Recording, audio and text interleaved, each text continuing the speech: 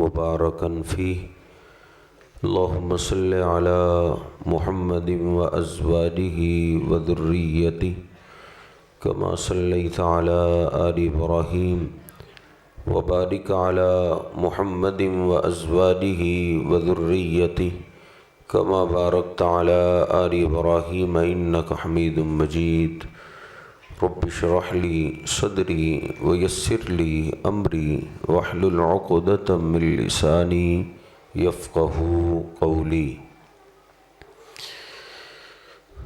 مسلم شریف میں یہ حدیث پاک موجود ہے، سیدنا عمر بن عباسہ رضی اللہ تعالیٰ عنہ وہ بیان کرتے ہیں کہ اسلام سے پہلے بھی مجھے بتوں کی عبادت سے نفرت تھی۔ میں جب لوگوں کو دیکھتا تھا کہ بت خود تراشتے ہیں، خود مورتی تصویر ایک تیار کرتے ہیں، جب تیار ہو جاتی ہے تو پھر اس کی پوجا پاٹ شروع کر دیتے ہیں، میں سمجھتا تھا کہ ان الناس کانوا علی الضلالہ، کہ یہ لوگ گمراہ ہیں، بتوں کی پوجا ہدایت نہیں ہے، ہدایت کوئی اور ہے۔ میں نے سنا کہ مکہ میں ایک آدمی ہے جو بتوں کی مخالفت کرتا ہے، مجھے بڑی خوشی ہوئی کہ چلو کوئی ہم راز تو ملا ہے۔ میں نے سواری نکالی، سوار ہوا، مکے میں پہنچا، آپ کے بارے میں دریافت کیا تو لوگ کہنے لگے ان کا نام نہ لو، لوگ تجھے بھی ماریں گے، تجھے بھی نہیں چھوڑیں گے۔ میں سہم گیا کہ ہر آدمی ان کے مخالف ہے، لیکن میں نے دھار لی کہ ان سے ملاقات ضرور کروں گا۔ چپکے سے میں نے پھر آپ سے ملاقات کر ہی لی تو میں نے پوچھا ما انت، آپ کیا چیز ہیں؟ آپ نے فرمایا انا نبی، میں نبی ہوں۔ میں نے پوچھا وما نبی، نبی کیا ہوتا ہے؟ تو آپ نے فرمایا ارسلنی اللہ، اللہ جو اپنے بندوں کی طرف پیغام بھیجتا ہے، بندوں کی طرف پیغام بعد میں، پہلے وہ پیغام میری طرف آتا ہے، میں اللہ کا پیغام اللہ کے بندوں تک پہنچا دیتا ہوں۔ میرے ذمہ عنوان لگایا گیا ہے اصلاح معاشرہ۔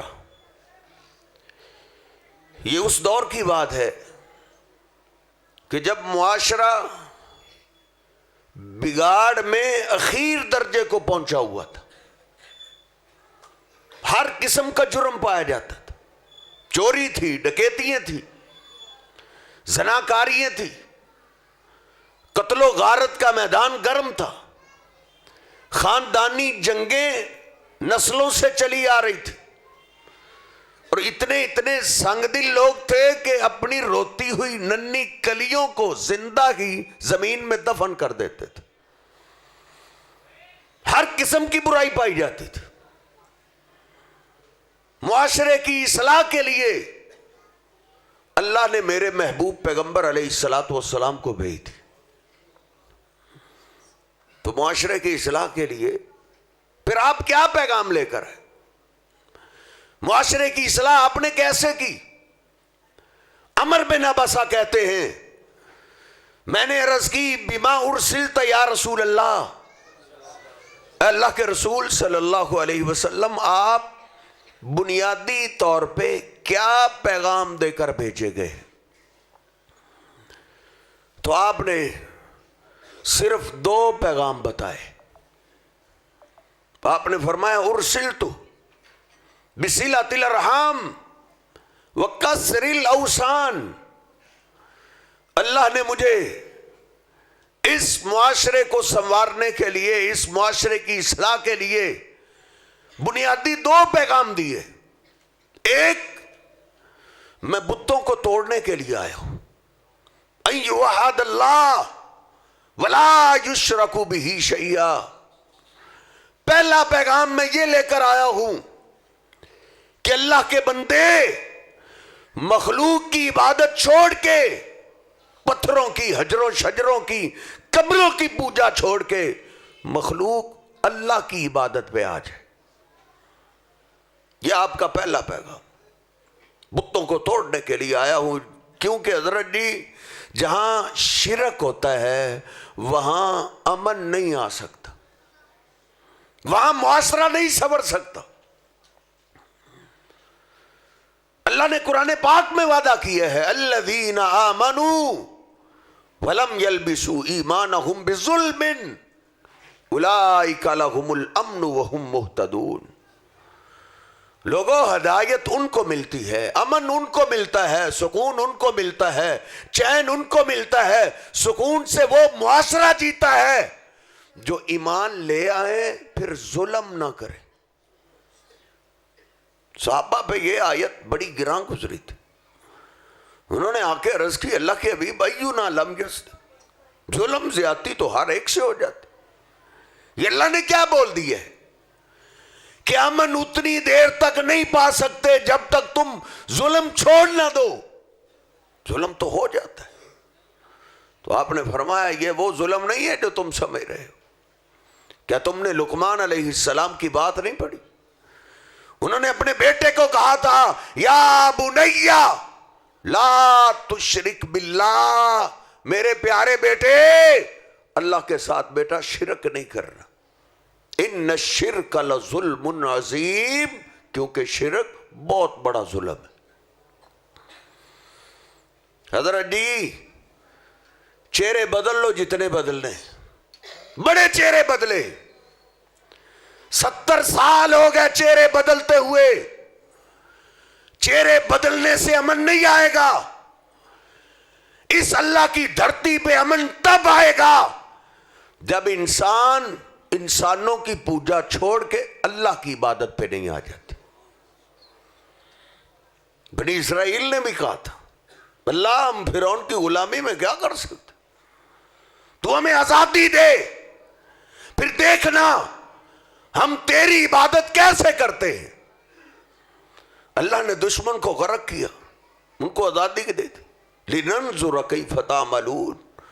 وہ آزادی مانگنے والوں، لو تمہیں آزادی مل گئی، اب ہم دیکھتے ہیں تم اللہ کی عبادت کیسے کرتے ہو. تو انہوں نے اللہ کی عبادت کی بجائے حضرت جی ایک بت بنایا، ایک بچڑے کی پوجا کرنے لگے. موسیٰ علیہ السلام اللہ کی ملاقات کے لیے طور پہاڑ پہ گئے، انہوں نے پیچھے سے ایک بت بنا لیا، ایک بچڑے کو پوجنے لگے. موسیٰ علیہ السلام کو پتا چلا، غصے میں دوڑے آئے، وہ ظالموں، وہ آزادی مانگنے والوں، آزادی کے بعد تم نے یہ کیا کر دیا ہے. جب ان کو سمجھایا گیا شرمندہ ہو گئے. ابھی تو ہم سمجھنے کے لیے تیار نہیں. ہم تو یہی کہتے ہیں جی ہم تو کلمہ پڑھنے والے مسلمان ہیں جی، مسلمانوں میں شرک کہاں سے آ سکتا. مولوی صاحب شرک کی بات ہم سے نہ کرو.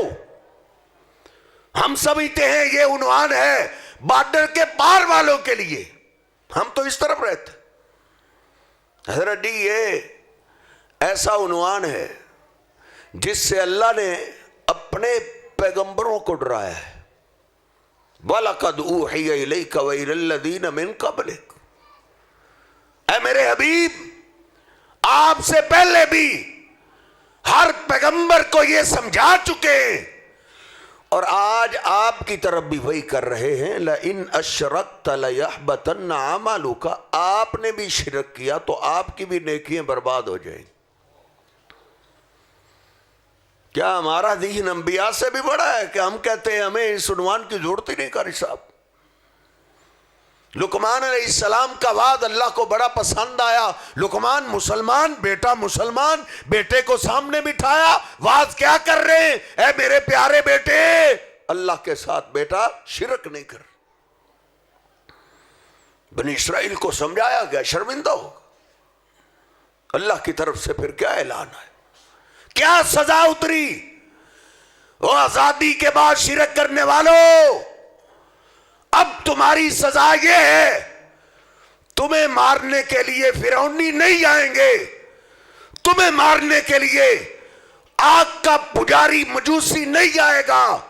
فَاقْتُلُوا أَنفُسَكُمْ، آزادی کے بعد شرک کرنے کی سزا یہ ہے کہ اب تم خود ایک دوسرے کو قتل کرو گے، ایک دوسرے کو مارو، ایک دوسرے کے ٹکڑے کرو، ایک دوسرے کی گردنیں کاٹو۔ حضرت جی میں اور آپ ذرا بڑے سکولیے بیٹھے ہیں، بڑے کالجوں میں پڑھنے والے بیٹھے ہیں، بڑے مطالعہ پاکستان کے ماسٹر بیٹھے ہیں، ذرا ہماری تاریخ بھی پڑھیے۔ ہمارے بڑوں نے جب اس وطن عزیز کو بنانا چاہا تھا، اس وقت ہر زبان پہ ایک ہی نعرہ تھا، اللہ ایک ملک ایسا دے دے، کیا کرو گے؟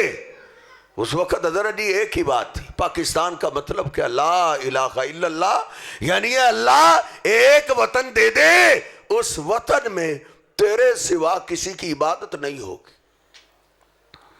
لا الہ الا اللہ کا معنی اپنے بچے سے پوچھ لینا کیا ہے اس کا، عبادت کے لائق اللہ کے سوا کوئی نہیں۔ ہر عورت کی زبان پہ یہی تھا، ہر بچے کی زبان پہ یہی تھا، ہر جوان کی زبان پہ یہی تھا، ہر بوڑھے کی زبان پہ یہی تھا کہ اللہ آزادی دے، پھر دیکھنا ہم تیری عبادت کیسے کرتے۔ کھول مطالعہ پاکستان، اس وقت نہیں کسی نے کہا تھا اللہ ملک دے ہم لاہور والے کی پوجا کریں گے، ملک دے ہم پاک پتن والے کی پوجا کریں گے، ہم اجمیر والے کی، سندھ والے کی، سیالکوٹ والے کی، نہیں۔ اس وقت حضرت جی دوسرا کوئی نام نہیں تھا، ایک اللہ کی عبادت کریں گے۔ اللہ نے پھر ہمیں ملک دے دیا۔ ہمارے بڑے وہ تو بڑے مخلص تھے، انہوں نے تو جانیں لٹا دی، عورتوں نے عزتوں کو بچاتے ہوئے دریاؤں میں چھلانگیں لگا دی، کوئی بات نہیں، ہماری جان جاتی ہے تو جائے، ایک ملک ایسا ہو جس ملک میں اللہ کے سوا کسی کی عبادت نہ ہو۔ اللہ نے ملک دے دیا، آزادی مل گئی، پھر حضرت جی ہم نے کوئی ایک بت بنایا، بس بنی اسرائیل نے تو ایک بت بنایا، ہم نے سر جی ہر شہر میں بنایا، ہر محلے میں بنایا، ہر گاؤں میں بنایا۔ کوئی ایک قبرستان مجھے دکھاؤ جس قبرستان میں اللہ کے سوا کوئی ایسی درگاہ نہ ہو جہاں اللہ کے علاوہ پوجا نہ ہوتی ہو، عبادت نہ ہوتی ہو۔ تو پھر حضرت جی بنی اسرائیل کی طرح اللہ نے ہمیں بھی یہی کہا ہے، وہ آزادی مانگنے والوں، آزادی کے بعد شرک کرنے والوں، اب تمہاری سزا بھی ہے، فَاقْتُلُوا أَنفُسَكُمْ، اب تم خود ایک دوسرے کو قتل کرو گے۔ تمہیں مارنے کے لیے اب بھارتی انڈین نہیں آئیں گے، تمہیں مارنے کے لیے امریکہ کا امریکی نہیں آئے گا، تمہیں مارنے کے لیے کوئی اور دشمن نہیں آئے گا، تم خود ایک دوسرے کو قتل کرتے رہو گے۔ قتل کرنے والا بھی مسلمان ہے، جس کے جسم کے ٹکڑے کیے جا رہے ہیں وہ بھی حضرت جی کلمہ پڑھنے والا ہے، وہ بھی اسلام کا دعویٰ کرنے والا۔ تو معاشرے کی اصلاح کے لیے میرے حبیب علیہ السلام پہلا پیغام لے کر یہ آئے ہیں کہ میں شرک کے خاتمے کے لیے آیا ہوں۔ حضرت جی بت تو شاید ہم نے توڑ دی ہے، ادھر شاید اللہ کے سوا قبروں کی پوجا کرنے والا کوئی نہ ہو، اللہ کی عبادت کرنے والے ہو، لیکن جو معاشرے کی اصلاح کے لیے آپ دوسرا پیغام لے کے آئے تھے، ہم نے اس کی دھجیاں اڑا دی۔ وہ کیا ہے؟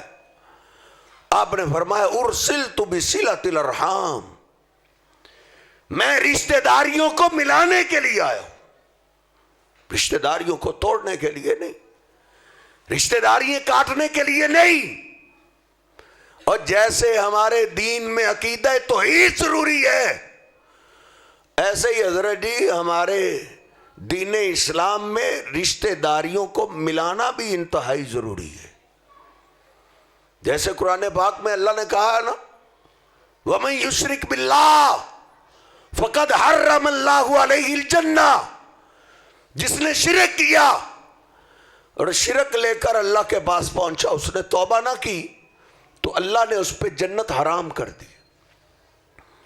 اور توحید کے ٹھیکیداروں، ایسے ہی اللہ نے کہا ہے، میرے محبوب پیغمبر سے کہلوایا ہے، بخاری شریف کھول کے دیکھو، آپ فرماتے ہیں لا يدخل الجنت قاطع، رشتہ داری کاٹنے والا بھی جنت میں نہیں جائے گا۔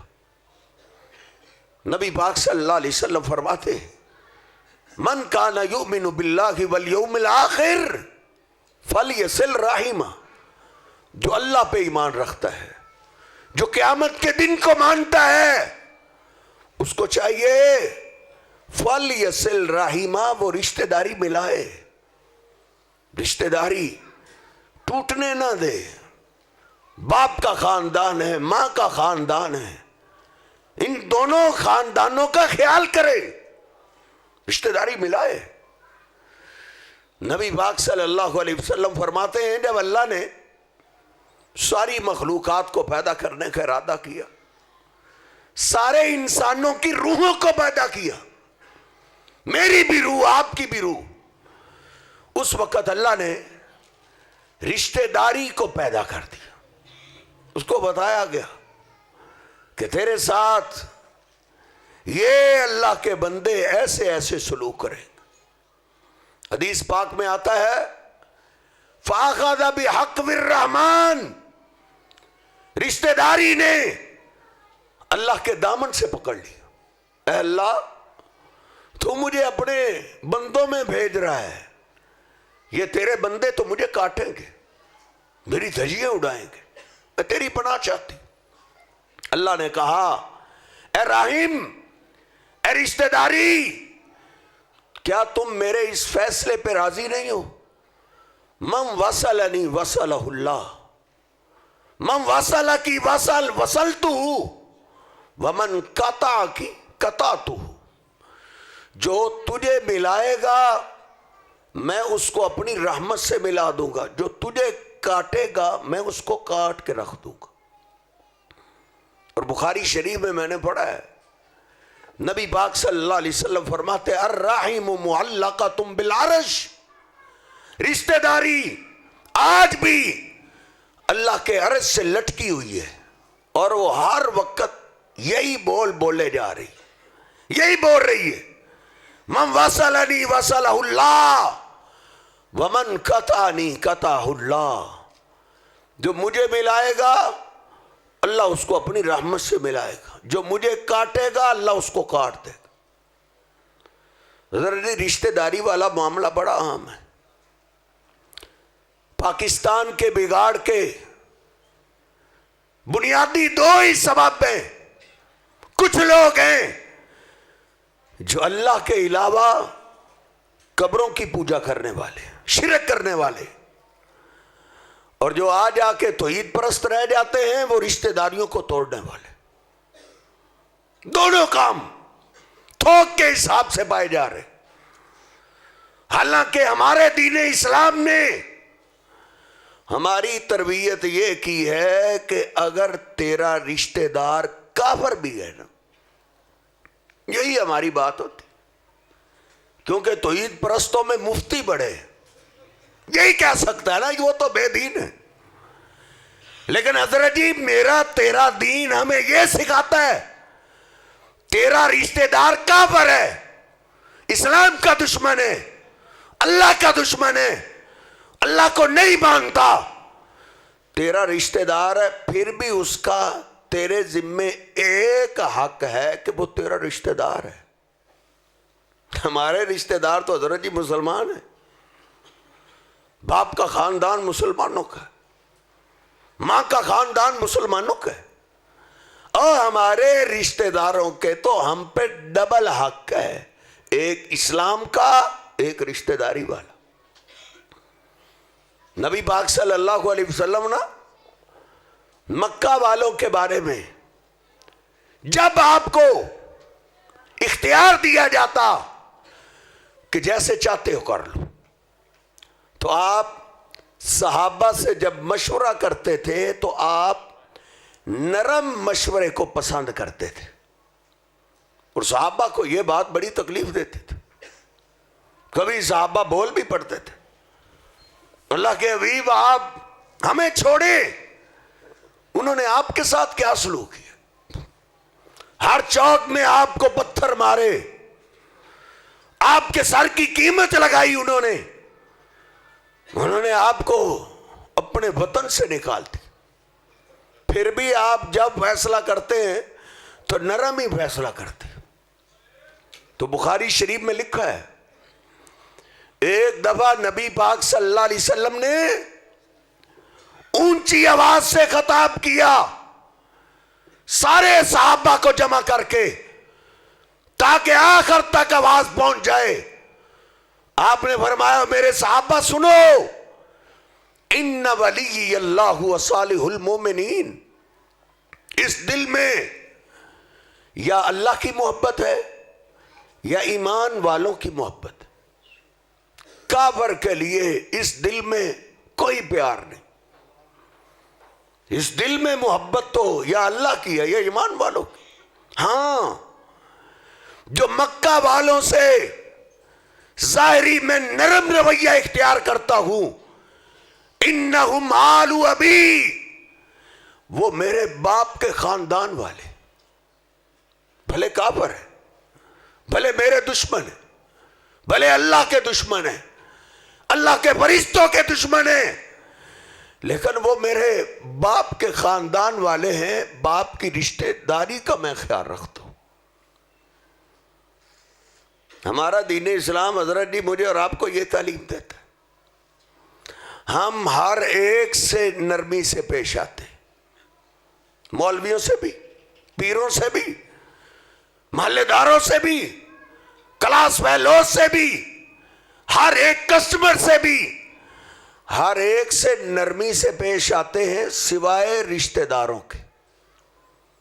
رشتہ داری کا معاملہ آتا ہے تو ہمارا بلڈ پریشر ہائی لیول پہ پہنچ جاتا, بڑا غصہ آ جاتا. حالانکہ میری اور آپ کی نرمی کے سب سے زیادہ حقدار ہمارے حضرت جی رشتہ دار ہیں. ہمارے تحفے تحائف کے سب سے زیادہ حقدار ہمارے رشتہ دار ہیں, بھلے کافر ہی کیوں نہ ہو. نبی پاک صلی اللہ علیہ وسلم نے, یہ بھی روایت بخاری شریف میں, آپ نے ایک ریشمی مردانہ جبہ, مردانہ قمیض جناب عمر فاروق کو تحفے میں دی, اور وہ لے کر کھڑے. آپ نے دیکھا عمر کھڑے ہو, کہا اللہ کے حبیب یہ ریشمی لباس مردوں کے لیے آپ کہتے ہیں حرام ہے, یہ وہ پہنتے ہیں جن کا آخرت میں حصہ نہیں ہوتا, اور آپ وہی قمیض مجھے دے رہے. آپ نے فرمایا عمر میں کون سا اس لیے دے رہا ہوں کہ خود پہن لو, کوئی اور فائدہ اٹھا لو. کھولیے بخاری شریف, باقی ساری سنتے ہمیں یاد رہتی ہیں, باقی سارے مسائل ہمیں یاد رہتے ہیں. اس مسئلے کو بھی بخاری شریف سے پڑھیے. جناب عمر فاروق نے ایک سپیشل بندے کو تیار کیا کہ جاؤ, مکہ میں ایک میرا کافر بھائی رہتا ہے, کافر بھائی رہتا ہے, وہ کافر ہے. کافروں کے لیے تو کوئی مسئلہ نہیں ریشمی لباس کا. جاؤ میرے کافر بھائی کو کہہ دینا کہ آپ کے بھائی عمر نے آپ کو تحفہ دیا ہے. کافر بھائی کو بھی تحفہ دے رہے. پھر میں معذرت کے ساتھ عرض کر دوں, تحفے تحائف ہم سب کو دیتے, نہ ہم نے مولوی چھوڑا, نہ پیر چھوڑا, نہ کوئی قاری چھوڑا, نہ کوئی محلے دار چھوڑا, نہ کوئی دوست چھوڑا. نہیں دیتے تو رشتہ داروں کو نہیں دیتے. ان کے بارے میں تو اتنے سنگ دل ہیں, ان کو وہاں مارو جہاں ان کو پانی بھی نہ ملے, یہ سر نہ اٹھا سکے کیا جو نوری علم میرے محبوب پیغمبر لے کر آئے تھے وہ یہ تعلیم دیتے؟ نہیں حضرت جی، نبی پاک صلی اللہ علیہ وسلم فرماتے ہیں، بخاری شریف میں لکھا ہے، من احب ان یبسط له فی رزقہ وان ینسى له فی اثرہ، جو آدمی دو چیزیں پسند کرتا ہے، ایک اللہ اس کو صحت تندرستی والی لمبی عمر دے، دوسرا اللہ اس کو وافر رزق عطا کرے، اور یہ دو چیزیں ایسی ہیں ہر بندہ ہی پسند کرتا ہے، کوئی بھی غربت کو پسند نہیں کرتا، کوئی بھی بیماری کو پسند نہیں کرتا۔ تو آپ نے فرمایا جو یہ دو چیزیں پسند کرتا ہے، ایک کام وہ کرے دونوں اللہ کر دے گا۔ ایک کام کرے، اب قرضوں کا رونا رونے والوں، میرے حبیب فرماتے ہیں قرضے بھی ختم ہو جائیں گے، بیماریاں بھی ختم ہو جائیں گی، ایک کام، وہ کون سا ہے؟ آپ نے فرمایا فَلْيَصِلْ رَحِمًا، وہ رشتہ داریاں ملانی شروع کر دے۔ رشتہ داری ملانے سے غربتیں بھی ختم ہو جائیں گی، بیماریاں بھی ختم ہو جائیں گی۔ اور بخاری شریف میں آپ نے وضاحت کی، لَيْسَ الْوَاصِلُ بِالْمُكَافِي، رشتہ داری ملانا یہ نہیں ہے کہ جو آپ سے رشتہ ملا رہا ہے آپ اس سے ملائیں۔ خیر ہمارے ہاں تو حضرت جی یہی چلتا ہے، جی کو جی کری صاحب، جو مجھے سلام کرے گا میں جواب دے لوں گا، جو ایک دفعہ مجھ سے سلام نہیں لینا چاہتا میں 10 دفعہ نہیں لینا چاہتا، میں کون سا اس سے لے کے کھاتا ہوں؟ ہمیں تو حضرت بڑی باتیں آتی، لیکن آپ نے فرمایا میں اس کو رشتہ داری ملانا کہتا ہی نہیں۔ پوچھا گیا اللہ کے حبیب پھر رشتہ داری ملانا کیا ہے؟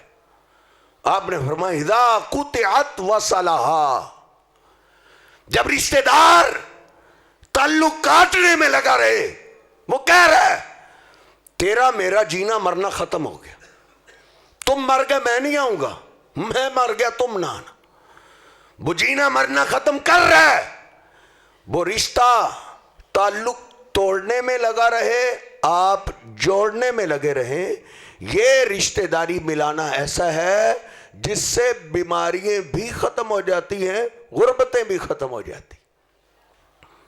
اور جناب علی پاک کو نبی پاک صلی اللہ علیہ وسلم نے یہی وصیت کی، آپ نے فرمایا تھا علی دیکھو 3 باتوں کو پلے سے باندھ لو، اللہ کے پیغمبر کی لخت جگر سیدہ فاطمہ ایک بیٹی زندہ تھی، باقی بیٹیاں دنیا سے جا چکی، اور بیٹیوں کی کتنی فکر ہوتی ہے وہ ایک باپ ہی جانتا۔ آپ نے فرمایا علی دنیا کی زندگی چین سے گزارنا چاہتے ہو 3 چیزوں کو نہیں بھولنا، ایک سل من قطع کا، جو رشتہ دار تجھ سے تعلق کاٹے تم نے نہیں کاٹنا، تم نے ملانا ہے، وہ کاٹنے میں لگا رہے تم نے ملانے میں لگے رہنا۔ آتی من حرم کا، علی جو رشتہ دار تجھے مطلب نہ دے، تیرے کام نہ آئے، تیری خوشی غمی میں نہ آئے، لیکن تو نے اس کی خوشی میں کانٹے نہیں بکھیر، تو نے اینٹ کا جواب اس کو پتھر سے نہیں دے۔ تیسری نصیحت واعف عمن ظلمک، علی تیری رشتہ داری فرشتوں سے نہیں ہے کہ کسی سے غلطی ہو ہی نہ، انسان ہے، وہ انسان ہی کیا جس سے بھول نہ ہو۔ اے علی اگر کوئی رشتہ دار زیادتی کر بیٹھے تو نے رشتہ دار کو معاف کرنا، اوروں کو بھی تو حضرت جی معاف کر ہی دیتے، جس سے تنخواہ لیتے ہیں اس کو کتنا معاف کرتے، سردار تھانے دار ایس ایچ او کی کتنی برداشت کر جاتے ہیں، وہ اپنے محبوب پیغمبر کی خاطر ان کی محبت میں آ کے اللہ کے لیے اپنے رشتہ داروں کو بھی برداشت کر لو، ان کو بھی معاف کر دو۔ آخر ہمارے رشتہ داروں نے ہم پہ ظلم کیا کیا ہے کہ ہم کہتے ہیں قاری صاحب یہ تو معافی کے قابل ہی نہیں. کیا ظلم کی؟ کیا ہم میں سے کسی پہ ظلم یوسف علیہ السلام سے زیادہ ہو گئے؟ یوسف علیہ السلام پہ ظلم کرنے والے کون تھے؟ بیگانے نہیں تھے، ابلا خون تھا. چاند سے حسین چہرے والے اس معصوم بچے کا کیا قصور تھا کہ بھائیوں نے مار مار کے کنویں میں پھینک دیا؟ یوسف علیہ السلام ساری رات کنویں میں روتے رہے، باپ گھر میں روتا رہا. یہ ظلم کرنے والے حضرت جی کون تھے؟ سگے بھائی تھے.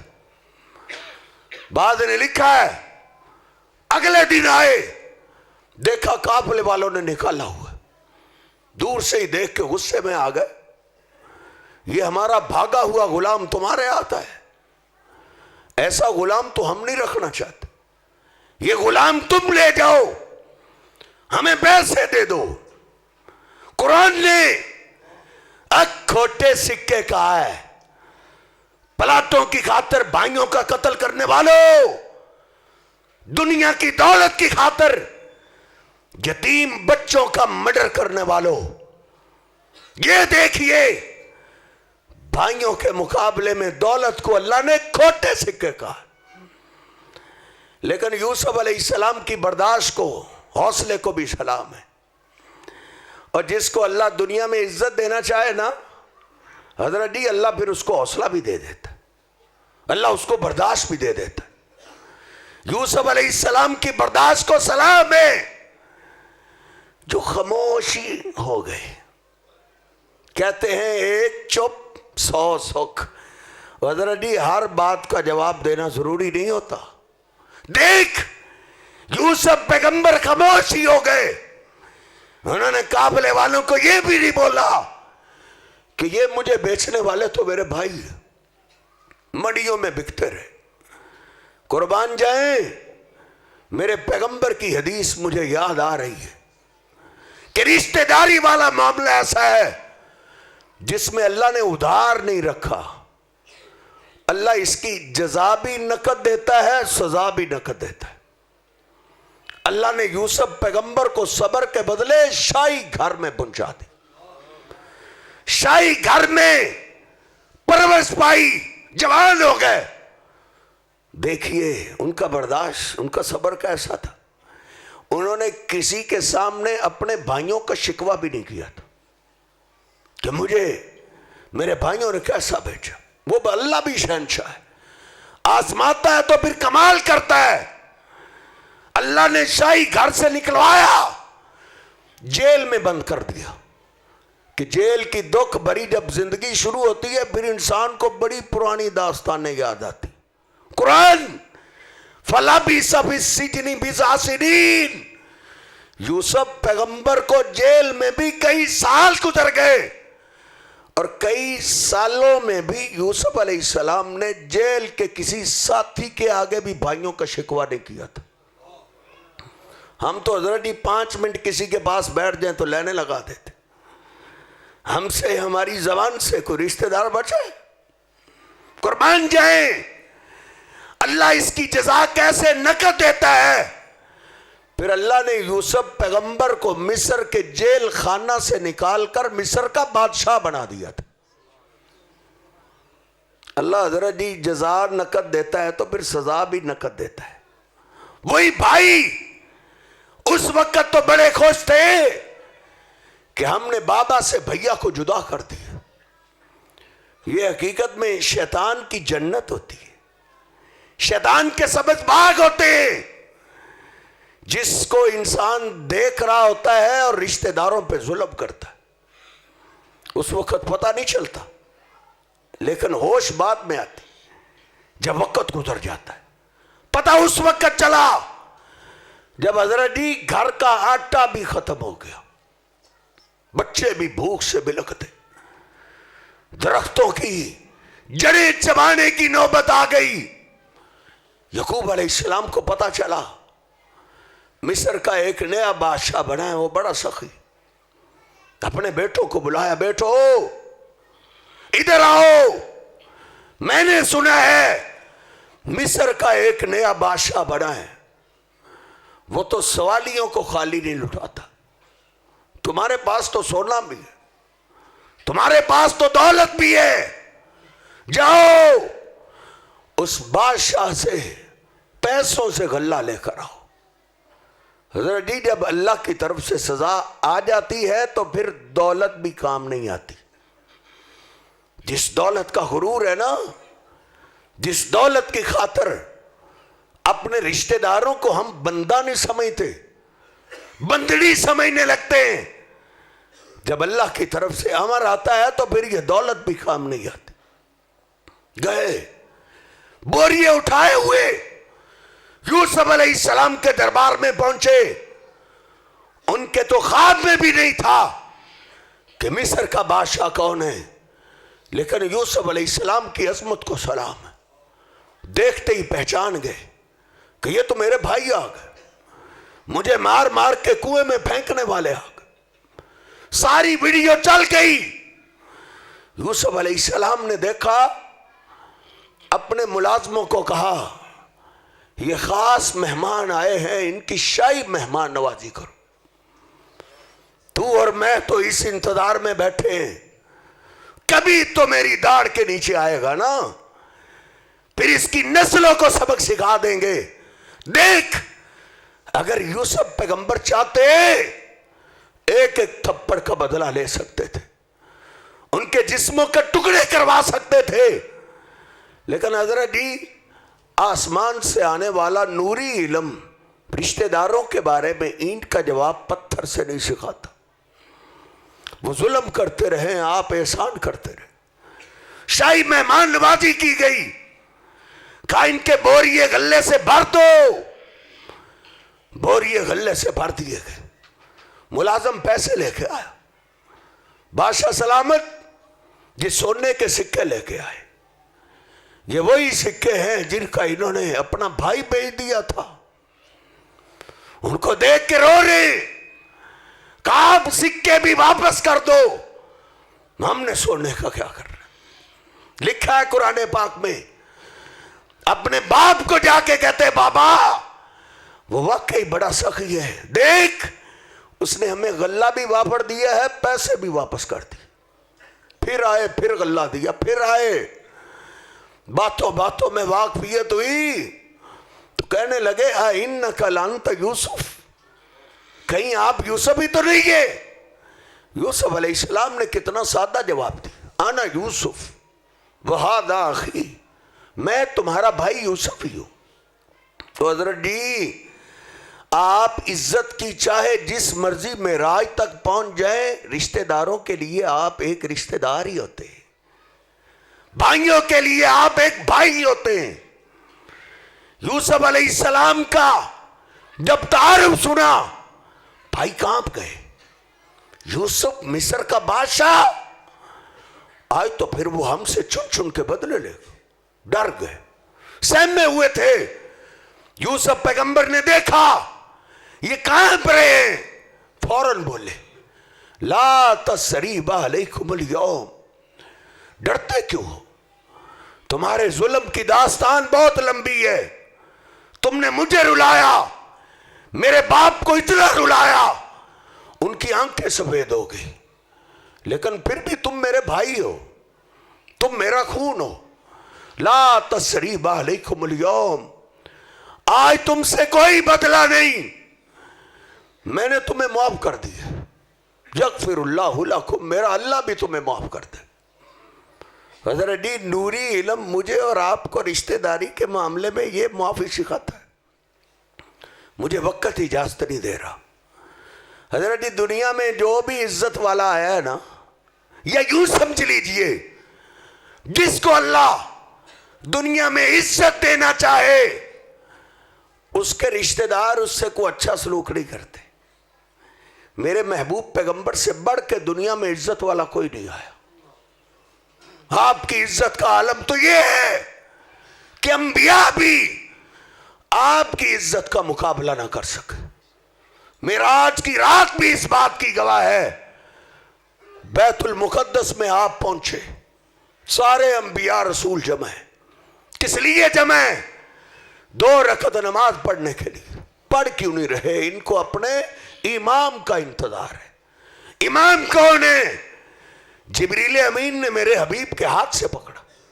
आका, ये सारे पैगंबर इज्जतों वाले हैं, ये सारे ईशानों वाले हैं, इनमें यूसुफ जैसे हुसैन भी हैं, मूसा जैसे कलीम भी हैं, इब्राहिम जैसे खलील भी हैं, लेकिन अल्लाह के यहाँ सबसे ज्यादा इज्जत शान आपकी है। आपकी मौजूदगी में कोई दूसरा पैगंबर भी मुसल्ला इमामत पे नहीं आ सकता। आपके रिश्तेदारों ने आपसे क्या सलूक किया?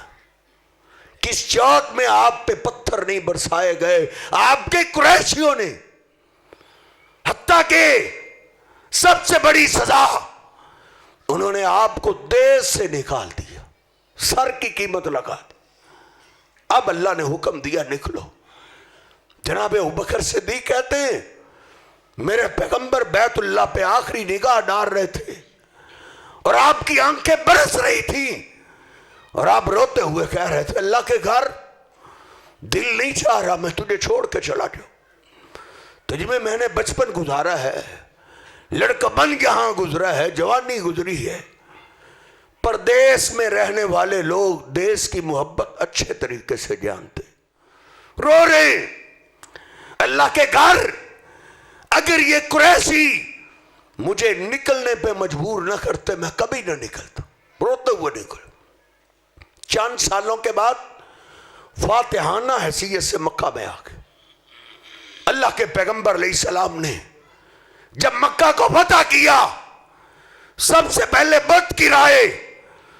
अली पाक को हुक्म दिया, अली जाओ, जो तुझे तस्वीर और बुत नजर आए उसको भी गिरा देना, और जो कब्र तुझे एक बलिश से ऊंची नजर आए उसको जमीन के बराबर कर देना।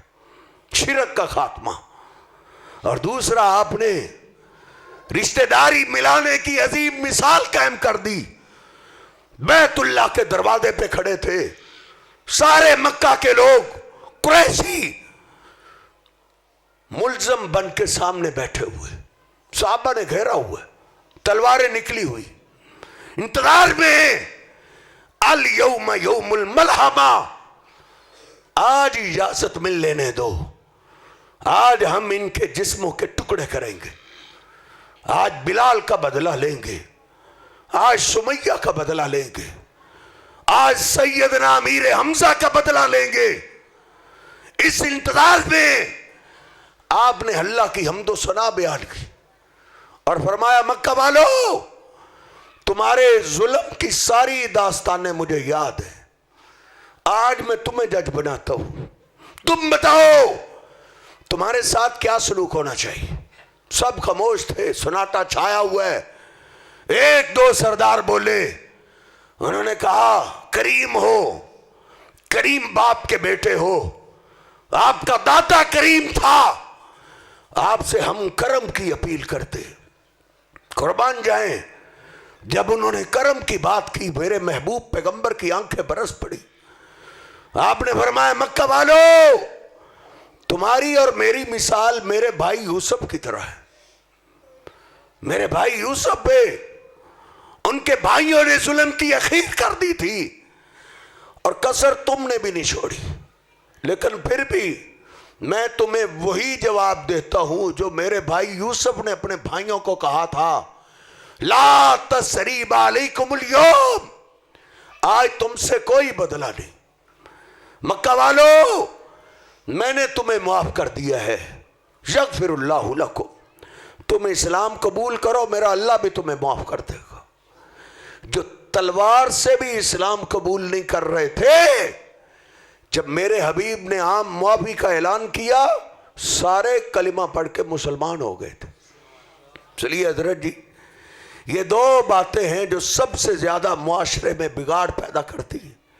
एक शिरक है, अल्लाह के मुकाबले में बुत की इबादत है, कब्रों की इबादत है, तवीज कड़े धागे की पूजा है, और दूसरा रिश्तेदारियों को तोड़ना है।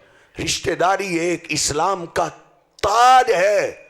काफिर, हमारे दुश्मन हमारे इस ताज से जेलस होते हैं। उनमें से कितने ही ऐसे हैं जिनको अपने बाप का पता नहीं, اور کتنے ایسے بھی ہیں جن کو اپنی ماں تک کا پتہ نہیں. ہمارے نسب نام میں اللہ نے پاک رکھے ہیں.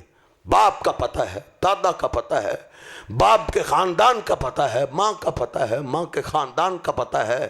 یہ اسلام کا ایک سنہری تاج ہے، جو اس کو گرائے گا اللہ اس کو چھوڑے گا نہیں.